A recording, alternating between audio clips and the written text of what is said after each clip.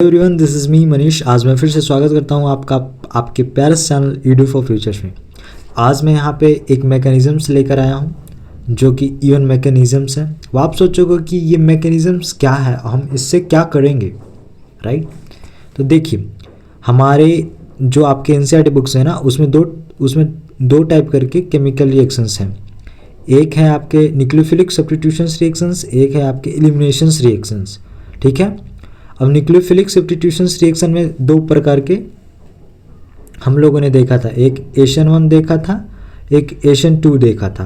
मतलब कि दो प्रकार से रिएक्शन को करने का तरीका होता है। ठीक है, एक H1 हो गया, एक H2 हो गया। और सेम एज इट इज़ अब हम देखेंगे इलेक्ट्रोफिलिक में। जैसे इलेक्ट्रोफिलिक है उसमें भी दो प्रकार के होता है। अब कौन कौन सा होता है? तो इसमें होता है E1 और E2। ठीक है, इस प्रकार से यहाँ पे मैकेनिज़म्स होते हैं। मतलब कि E2 की तरह से भी आप कोई चीज़ को रिएक्ट करवा सकते हो और E1 की भी तरह से आप रिएक्ट करवा सकते हो। अब E2 कहाँ होता है, E1 कहाँ होता है, ये हम लोगों ने देखा था और देखेंगे। देखा था मतलब कि जो E2 है वो कहाँ कहाँ होता है वो हम लोगों ने देखा था, और E1 कहाँ होगा वो अब हम लोग देखने जाएंगे। फिर हम आपको बताएंगे एक ऐसा रिएक्शंस का मेथड जिसमें आप ये देखेंगे कि जितने भी ये जो मैकेनिज़म्स हो रहे हैं ना, कि आप रिएजेंट देखते के साथ पहचान लें कि हाँ ये E1 होगा, ये H1 होगा, ये H2 होगा, ऐसे करके। ठीक है, तो वो हम लोग देखेंगे और वो बहुत ही ज़्यादा इम्पॉर्टेंट होगा। अगर आप जान गए तो आई थिंक आपको ये सब मैकेनिज़्म में दिक्कत ही नहीं आएगी कि हम कहाँ पे E1 लगाएंगे, कहाँ पे E2 लगाएंगे, कहाँ पे H1 लगाएंगे, कहाँ पे H2 लगाएंगे। ठीक है, तो आई होप आपको चीज़ें क्लियर हो जाएगी। तो चलिए बिना देरी किए हुए हम लोग लेक्चर को स्टार्ट करते हैं। ठीक है, जो मैकेनिज़म्स है ये इवन मैकेनिज़म्स है। इवन मैकेनिज़म्स एक तरह से कह सकते हैं कि ये H1 की तरह है। अब आप बोलोगे कि H1 की तरह मतलब क्या? कि मतलब ये कर सकते हैं कि जो उसका रेट है सिर्फ हैलोजन पे डिपेंड करेगा, जो ऑर्डर है उसका 1 होगा, मॉलिक्यूलरिटी भी 1 होगा। 1 होगा तो मतलब कि यूनिमोलिकुलर हो जाएगा। ठीक है, तो ये इस बेसिस पे हम कह सकते हैं कि ये H1 की तरह है। ठीक है, अब इसमें क्या होता है, एक इसका जो पॉइंट है, इंपॉर्टेंट पॉइंट है, जिससे आप ये पूरा मैकेनिज्म याद कर सकते हैं कि पहले X जाएगा और फिर H जाएगा, लेकिन किस वे में जाएगा तो वो देखते हैं। ठीक है,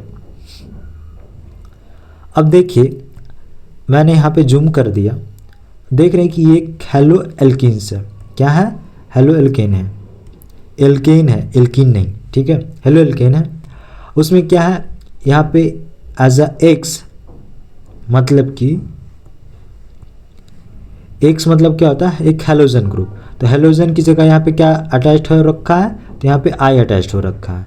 अब क्या हो रहा है कि जो आई है वो क्या कर रहा है, ये इलेक्ट्रॉन लेके निकल गया। ठीक है, तो आई माइनस ये इलेक्ट्रॉन लेके निकल गया।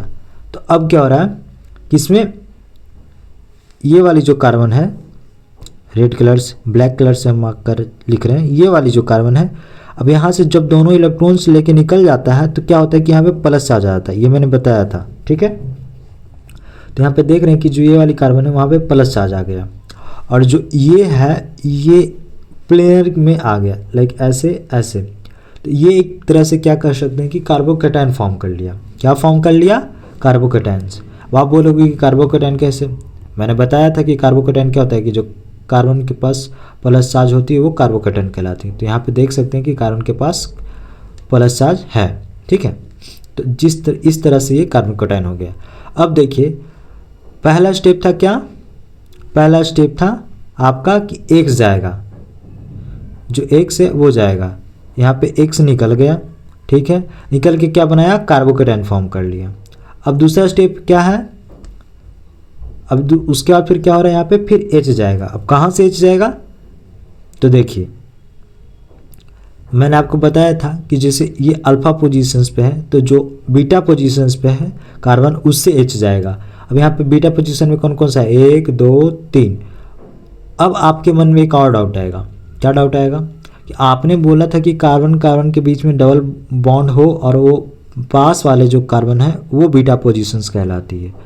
तो यहाँ पे तो कार्बन यहाँ जो कार्बन है वो कार्बन के बीच में तो सिर्फ सिंगल बॉन्ड है, तो ये कैसे बीटा पोजीशंस कहला जाएगी, सॉरी ये कैसे बीटा पोजीशंस कहला जाएगी, सॉरी अगेन ये अल्फा पोजीशन, ये बीटा पोजीशंस, हाँ तो ये कैसे बीटा पोजीशंस कहला जाएगी। तो देखिए बीटा पोजीशंस का मतलब ये नहीं होता है कि सिर्फ जहाँ पे कार्बन कार्बन का डबल बॉन्ड है वो होगा, नहीं, उसका मतलब ये होता है कि जहाँ से वो चीज़ें निकल रही है, क्या निकल रही है, एक्स माइनस निकल रही है, वो अल्फा पोजीशन कहला जाता है।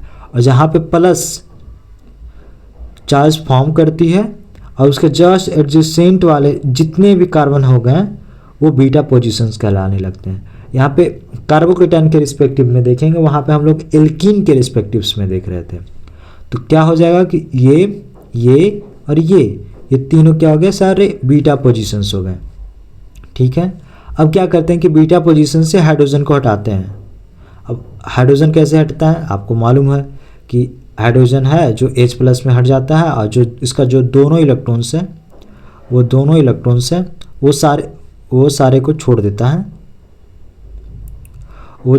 है, और वो खुद H+ में निकल जाता है, ठीक है। और जो बच गया, जो ये दोनों के बीच में जो डबल बॉन्ड जो एक बॉन्ड होती है वो यहाँ पे आके जहाँ पे प्लस है उसके साथ डबल बॉन्ड फॉर्म कर लेती है। तो अब देख सकते हैं यहाँ पे डबल बॉन्ड फॉर्म कर ली, ठीक है।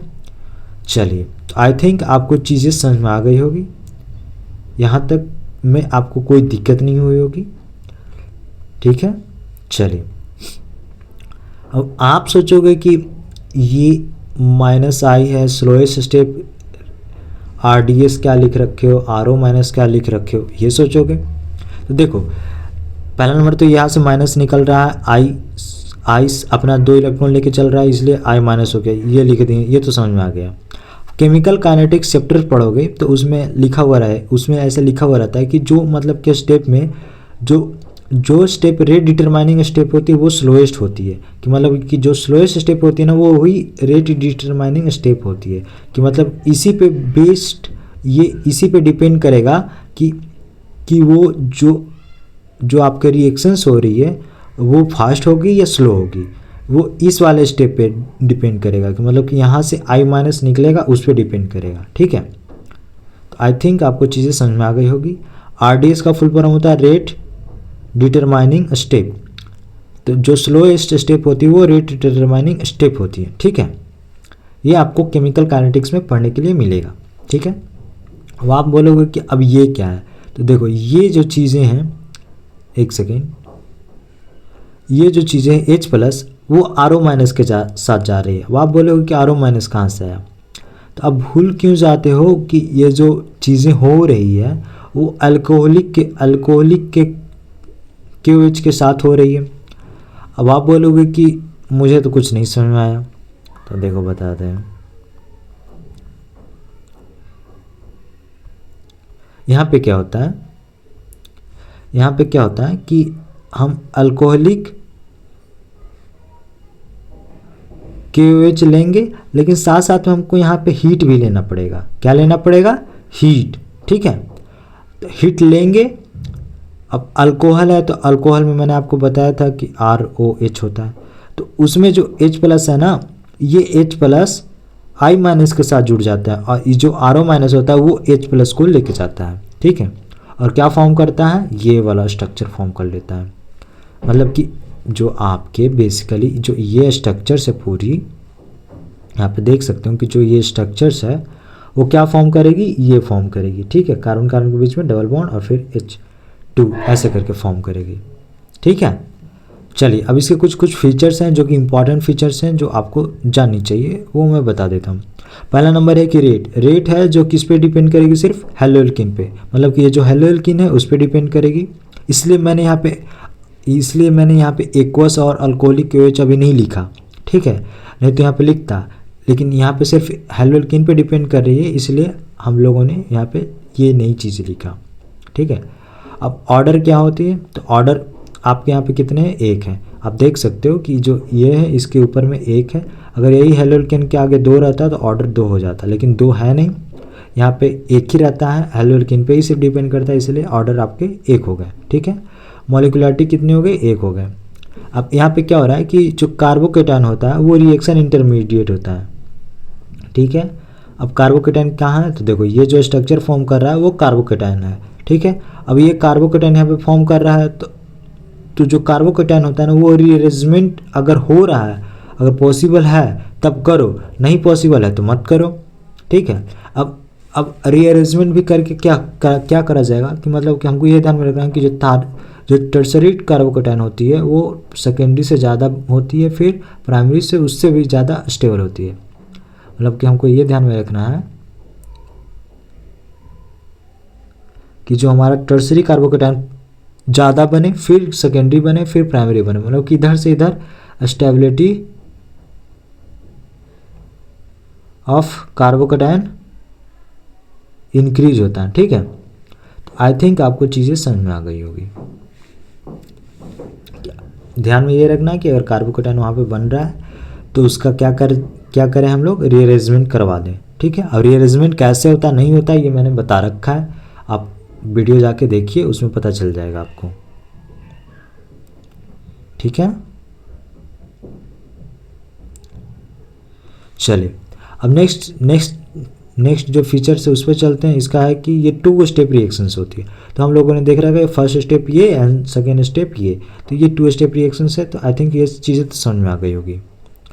अब नेक्स्ट है आपकी कि सेडजेफ रूल लगती है। सेडजेफ रूल क्या होती है, more stable alkene is the major product. और मोर स्टेबल एल्किन कैसे पहचान सकते हैं, मैंने बताया था कि जो आपके अल्फा कार्बन है उस पर हमको ध्यान में रखना है एच कितने हैं, जिसके जितने ज़्यादा एच होंगे, मतलब कि अल्फा वाले एच होंगे, वो उतने ज़्यादा स्टेबल होंगे, और जो जितने ज़्यादा स्टेबल होंगे वो उतने ही मेजर प्रोडक्ट फॉर्म करेंगे, वो ही मेजर प्रोडक्ट फॉर्म करेंगे। मोर स्टेबल वाले मेजर प्रोडक्ट बनते हैं, ठीक है। अब आप देखो यहाँ पे तो दिख ही रहा है ना कि कार्बन कार्बन के बीच में ये डबल बॉन्ड है, तो अब हम ये पहचान सकते हैं कि ये अल्फा पोजीशन, यहाँ पे 3 हाइड्रोजन, यहाँ पे भी 3 हाइड्रोजन, ठीक है। अब किसी में 1 हाइड्रोजन कम, किसी में 3 हाइड्रोजन कम रहेगा, किसी में 2 हाइड्रोजन रहेगा, तो ये ध्यान में आपको बस रखना, और कुछ मत आप ध्यान में रखना, ठीक है। अल्फा हाइड्रोजन कैसे बनाए जाते हैं, कैसे पहचाने जाते हैं, ये मैंने लास्ट लेक्चर में बता दिया है। एलिमिनेशन वाले के जो फर्स्ट लेक्चर है उसमें बता दिया है, एलिमिनेशन के फर्स्ट पार्ट में, तो वहाँ पे आप जाकर देख सकते हैं, ठीक है। अब देखिए कि इसमें बहुत ही ज़्यादा आपका जो इम्पॉर्टेंट चीज़ है वो ये है कि इसमें जो रिएजेंट होनी चाहिए ना वो पोलर प्रोटिक सॉल्वेंट होनी चाहिए, और साथ में आपकी हीट होनी चाहिए, ठीक है। अब पोलर प्रोटिक सॉल्वेंट कौन कौन सी होती है, मैंने बताया था कि H के साथ F जुड़ा रखा हो, O जुड़ रखा हो, N जुड़ रखा हो। तो यहाँ पे देख सकते हैं H के साथ O जुड़ रखा है, O के साथ H जुड़ रखा है, O के साथ H जुड़ रखा है, फिर यहाँ पे भी O के साथ H जुड़ रखा है, यहाँ पे भी O के साथ H जुड़ रखा है, ठीक है। अब कुछ एग्जामिनर क्या करते हैं ना, थोड़ा आपके साथ खेलते हैं। अब कैसे खेलते हैं, लाइक वो देखो ये CH3 है और OH है, तो इसको क्या पढ़ा जाता है, मिथाइल अल्कोहल, ठीक है। अब उसको क्या करेंगे कि Me लिख देंगे और OH लिख देंगे, ऐसे भी लिखा जा सकता है। अगर इसको रिप्रेजेंट किया जाए तो मिथाइल अल्कोहल को ऐसे भी रिप्रेजेंट कर सकते हैं। H2O को तो नहीं कर सकते, लेकिन अब वहीं देख लो कि ये जो है इथाइल अल्कोहल है, इसको ETOH भी लिख सकते हैं। क्या लिख सकते हैं, ETOH। तो ये सब लिखने का तरीका है जो आपको ध्यान में रखना है, ठीक है। तो आई थिंक आपको चीज़ें समझ में आ गई होगी।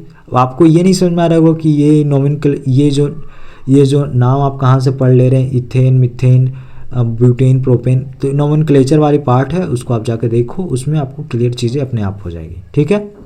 चलिए, तो आई होप आपको चीज़ें समझ में आई होगी। यहाँ तक अभी तक कोई ऐसा चीज़ नहीं है जो आप नहीं जानते हैं, अगर वीडियो कंटिन्यू करते आ रहे होंगे तो, ठीक है। चलिए अब एक एग्जाम्पल्स हम लोग देखते हैं कि ACN1 और E1 में क्या फ़र्क है। मतलब कि ACN1 में भी तो आप बोल रहे थे कि पोलर प्रोटिक सॉल्वेंट लगेगा, E1 में भी बोल रहे हैं आप पोलर प्रोटिक सॉल्वेंट लगेगा, लेकिन मैं यहाँ पे एक चीज़ और एक्स्ट्रा में बोल रहा हूँ, वो क्या है, आप यहाँ पे देख सकते हैं हीट। जो आपके हीट है ना, ये हीट E1 में एक्स्ट्रा में आते हैं, और वही ACN1 में हीट होते हैं वो नहीं होते हैं, ठीक है।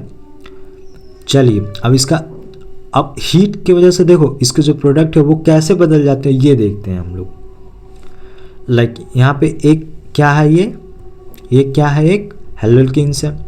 अब क्या कर रहे हैं कि H2O के साथ यहाँ पे एक ले रहे हैं, हीट ले रहे हैं, और एक में क्या करें, सिर्फ H2O ले रहे हैं। तो जहाँ पे सिर्फ H2O है, मतलब कि जहाँ पे सिर्फ पोलर प्रोटिक सॉल्वेंट है, मैंने बताया था आपको कि polar protic solvent ACN1 show करेगा, और पोलर प्रोटिक सॉल्वेंट के साथ अगर हीट हो तो वो ACN2 शो करेगा। नहीं, ACN2 कहाँ से शो करेगा? ACN2 में तो मैंने बताया था कि पोलर A प्रोटिक सॉल्वेंट होनी चाहिए। पोलर प्रोटिक सॉल्वेंट यहाँ पे है, तो यहाँ पे हीट दे रखा है, तो मतलब कि E1 शो करेगा, समझे? मुझे पता है कि आप बात करते करते ना, मतलब कि बोलते बोलते आप लोगों के दिमाग में ये हो जाता है कि एक जगह ACN1 है तो एक जगह ACN2 होगा। नहीं, ACN2 नहीं होगा, यहाँ पे E1 होगा, ठीक है? आपको यहाँ पे ध्यान रखना है। यहाँ पे मोस्टली लोग गलती करते हैं, ये आपको गलती नहीं करनी है, ठीक है? चलिए, तो अब क्या होता है कि मैंने अभी जस्ट बताया था कि एक में क्या हो जाता है कि अगर H2O के साथ अगर हीट है तो वहाँ पे क्या होता है, कार्बन कार्बन की डबल बॉन्ड आ जाती है, और जहाँ पे H2O है वहाँ पे ACN1 वाला रिएक्शन हो जाता है। ACN1 में क्या होता था? MR rule. एमआर रूल क्या कहलाता था? मार्कोनिफ रूल क्या कहलाता था? कि जो पॉजिटिव पार्ट ऑफ कार्बन होती है वो उस कार्बन पे जाती है जहाँ पे ज़्यादा क्या हो, ज़्यादा क्या हो, याद करो याद करो, मैंने कुछ बोला था, जहाँ पे ज़्यादा हाइड्रोजन हो या कम हाइड्रोजन हो। याद आया कुछ? नहीं? चलो फिर से देखो, दिखाते हैं आपको। मुझे पता है जब तक आप लोग देखोगे नहीं, जब तक आप इसको रटोगे नहीं, तब तक याद नहीं होगी। ऐसे तो लगेगा कि हाँ एमआर वाले रूल है कुछ, लेकिन क्या रूल है वो नहीं पता चलेगा। देखो, मैंने बताया था कि जो पॉजिटिव पार्ट ऑफ रिएजेंट होते हैं वो उस कार्बन पे जाते हैं जहाँ पे मोर हाइड्रोजन होती है, ठीक है? क्या होती है? मोर हाइड्रोजन होती है, और उसमें क्या होना चाहिए? HX प्रेजेंट होना चाहिए और पेरोक्साइड अब्सेंट होना चाहिए, मतलब कि पेरोक्साइड प्रेजेंट नहीं होना चाहिए, ठीक है? चलिए, अब हम जाते हैं फिर से वहीं पे जहाँ पे हम लोग पढ़ रहे थे। हाँ, तो यहाँ पे एमआर वाले रूल लगेंगे, और एमआर वाले रूल से जो प्रोडक्ट बनेगी वो क्या प्रोडक्ट बनेगी? ये प्रोडक्ट बन जाएगी, और यहाँ पे जो E1 वाले प्रोडक्ट है वो ये बना देगी। आप बोलोगे कि ये प्रोडक्ट बनाया है, मतलब कि और प्रोडक्ट नहीं बन सकता है? अरे बन सकता है, काहे नहीं बन सकता है। चलो E1 का प्रोडक्ट बनाते हैं आपके सामने। क्या करते हैं? पहला स्टेप है कि पहला X जाएगा, तो X को हम जाने के लिए बोल दिए कि भाई तुम X हो इसलिए तुम चली जाओ, ठीक है?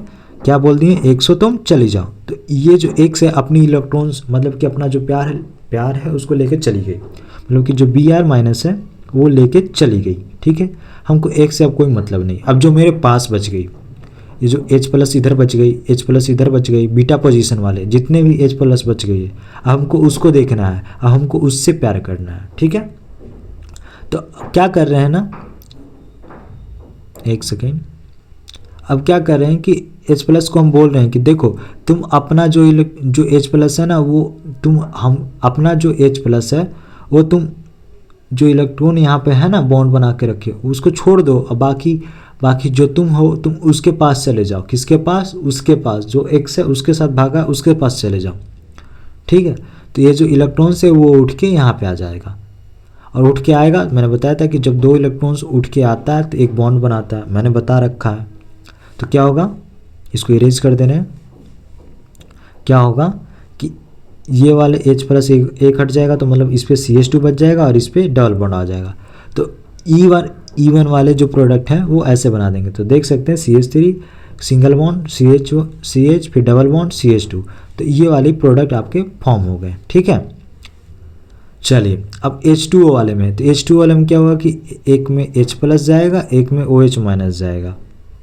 जहाँ पे ज़्यादा जितना H प्लस है वो जाएगा, वहाँ पे जितना कम OH माइनस है वो ऐसे करके जाएगा, मतलब कि जहाँ पे जितना ज़्यादा H प्लस है वो वहाँ पे जाके अटैच्ड होगा। तो अब हम क्या देख रहे हैं कि मतलब कि यहाँ से हटा दिए SN1 और यहाँ पे आके OH जोड़ दिए, बाकी को एज इट इज़ रखने दिए। अब इसके मैकेनिज़्म पे हम नहीं जाएंगे, क्योंकि इसका मैकेनिज़्म पे जाएंगे आपको बताएंगे कि ऐसे हुआ, तो वो बहुत टाइम ले लेगा, बेफालतू का टाइम ले लेगा। आपको बस सीधे ये ध्यान में रखना है, X को हटा दिए, वहाँ पे जो इनकमिंग न्यूक्लियोफाइल है उसको वहाँ पे ला के रख दिए, बस सिंपल एज इट इज़, और कुछ नहीं है। हाँ, आपको बस ये ध्यान में रखना है कि जो H2O है उसको हम ऐसे तोड़ सकते हैं, मतलब कि H प्लस OH माइनस, ठीक है? ठीक है। और यहाँ पे क्या हो रहा था? चलो अब बता ही देते हैं थोड़ा सा। तो यहाँ पे क्या हो रहा था कि ये जो दोनों लेके जा रहा था तो यहाँ पे प्लस आ जा रहा था, तो ये जो OH माइनस है वो यहाँ पे जाके अटैच्ड होगा। तो प्लस माइनस क्या होता है, बॉन्ड बनाता है, प्लस माइनस क्या होता है, बॉन्ड बना देता है। तो यहाँ पे क्या हो जाएगा, सीधे जाके वहाँ पे OH माइनस अटैच्ड हो जाएगा। देख लीजिए यहाँ पे है सीधे OH माइनस अटैच्ड हो गया। ठीक है, तो आई थिंक आपको चीज़ें यहाँ तक की क्लियर हो गई होगी। तो आई थिंक आपको यहाँ पे E1 चीज़ें, E1 E2 जो भी एलिमिनेशंस रिएक्शंस की मैकेनिज्म्स थी वो समझ में आ गई होगी। आप प्रोडक्ट कैसे बना सकते हैं ये भी समझ में आ गया होगा। ठीक है, तो वीडियो अच्छा लगा हो तो प्लीज़ लाइक कीजिए एंड अपने दोस्तों के साथ शेयर करना ना भूलें। Thank you.